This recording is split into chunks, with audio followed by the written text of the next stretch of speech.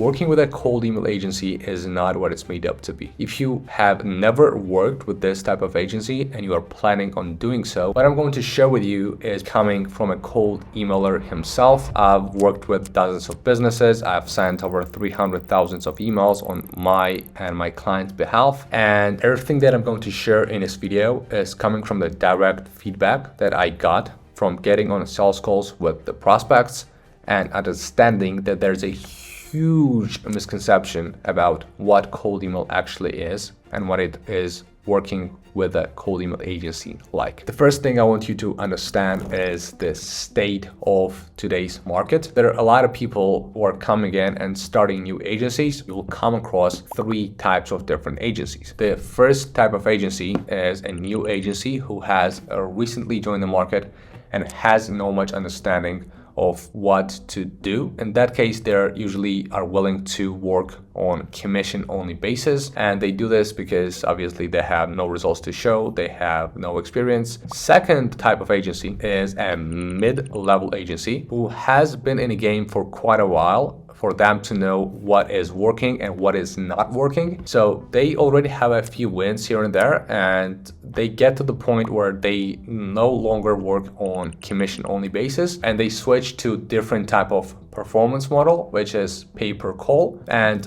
there's also a third level agency, which is the top level agency. They've been in the space for quite a while. They have an outstanding amount of wins under their belt, and they also get to the point where they no longer work on performance basis and they charge straight retainers instead. Having so many options to choose from, for you to make the rational decision, first obviously you have to decide what exactly you are looking for and what type of agency you want to work with. I was on a call with a prospect about 2 months ago, so we discussed terms for cold email setup. They were a bit hesitant because of the pricing, and they basically gone ghost for 2 months. And turns out that within these 2 months, they actually found a guy to do their cold email. They charged $600 for a cold email setup and $300 for a monthly maintenance of managing their campaigns. After working with them for 1 month, they literally got 0 results and that guy completely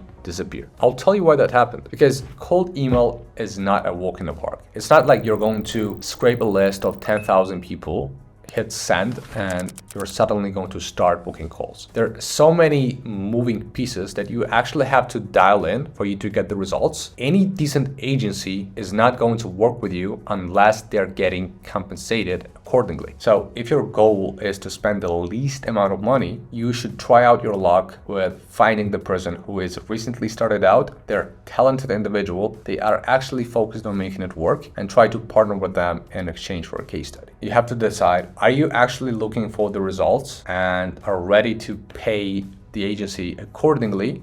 Or are you trying to cut costs and spend most of your time on not getting any results with an agency who has no idea what they're doing? And this leads me to the next point that I believe you might not like, which is cold email is not going to save you. So if you do not have the following things that I will list right now, cold email is not going to do as much for you as you think. One is having a video sales letter explaining your proposition in about 5-minute time period where you show your face, show your process, show your past results. That's one. Second is having an offer, and by offer I mean the claim you can make to help the prospect go from A to B, and to make it even stronger, you have to back it up with either a guarantee or risk reversal. The third thing is obviously having case studies with quantifiable results. And I don't mean like those lame testimonials where they say this agency was very good to work with, I recommend them to everyone. That doesn't mean check. Like everybody has those testimonials. You actually need to have something where you describe the entire process, what you did and where they were before working with you, whether it's like revenue wise, website traffic wise, like whatever it is, and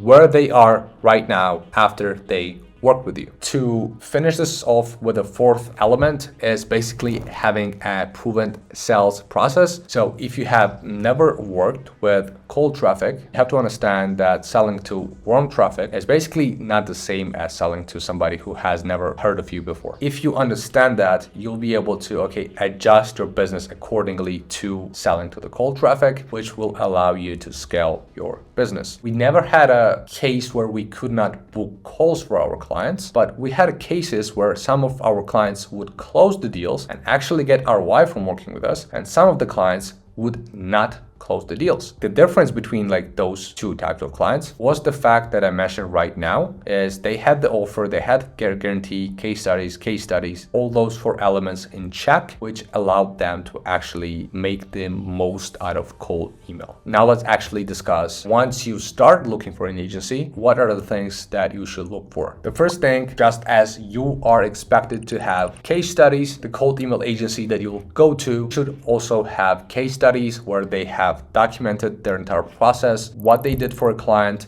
and what results they got for the client. The second thing is to make sure that even case study is legit. If they have client interviews where they're speaking face to face with the client, then that's a big sign of they actually got real results, whatever is displayed on their website or in their case study. The third thing that you should look for is obviously having some sort of online presence. Are they posting any content online, which proves their competence even more, or are they just another ghost on the internet? And the last thing is usually you want to check for the vibe, how you vibe with a person. Obviously, you don't need to become best friends, but if you believe the person you're speaking with is an asshole and you're not going to enjoy working with them and they're going to ghost you after 1 month of working together, most probably you should not work with them. That's all I wanted to talk about in this video because, as I said, I believe there are a lot of false perceptions in this industry, and I actually wanted to shine light on what it is and it is not. So if you enjoyed this video,